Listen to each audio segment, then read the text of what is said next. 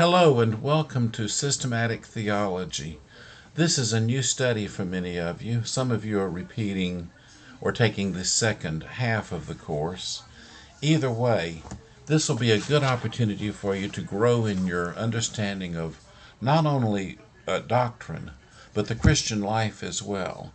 Every great teaching of the Bible is encompassed within systematic theology, and every great teaching of the Bible ought to touch our lives and help us to be better Christians, to live a holier life, to have a stronger, more active relationship with Christ, and to be able to serve Him more effectively.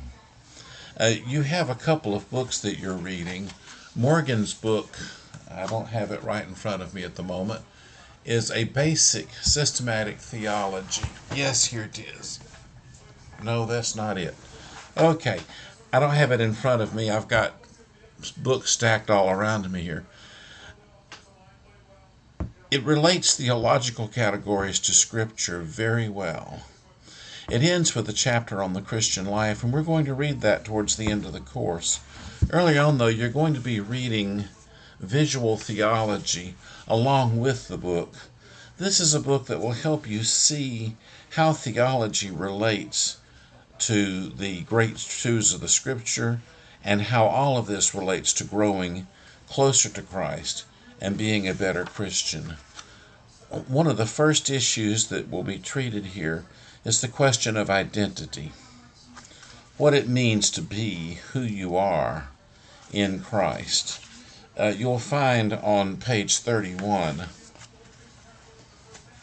this diagram. One of the things I love about this book is it's filled with diagrams.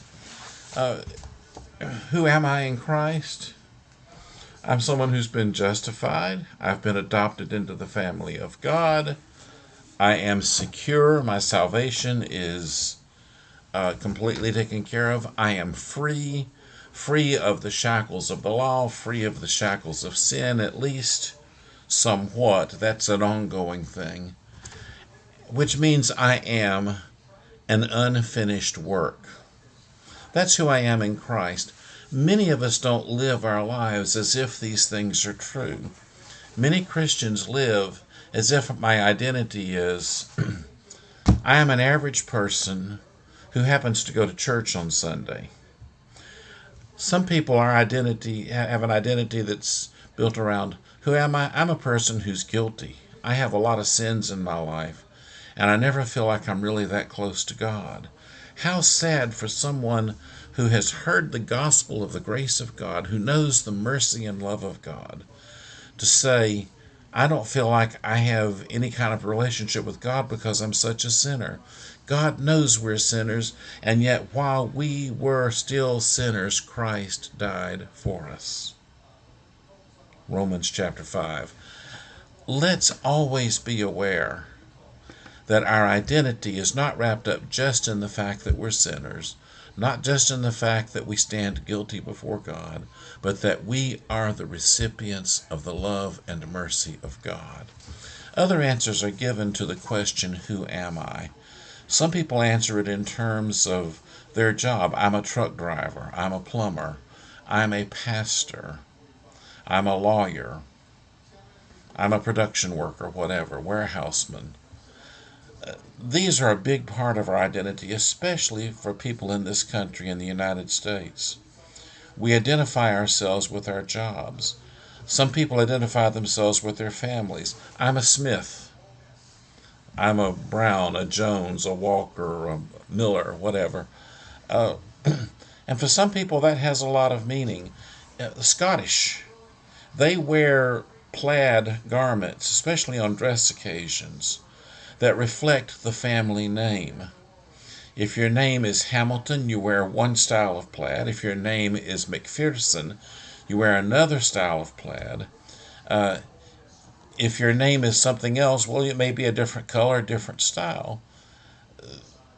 They're not looking to dress up with the clothes they necessarily prefer to wear. They dress in terms of family identity.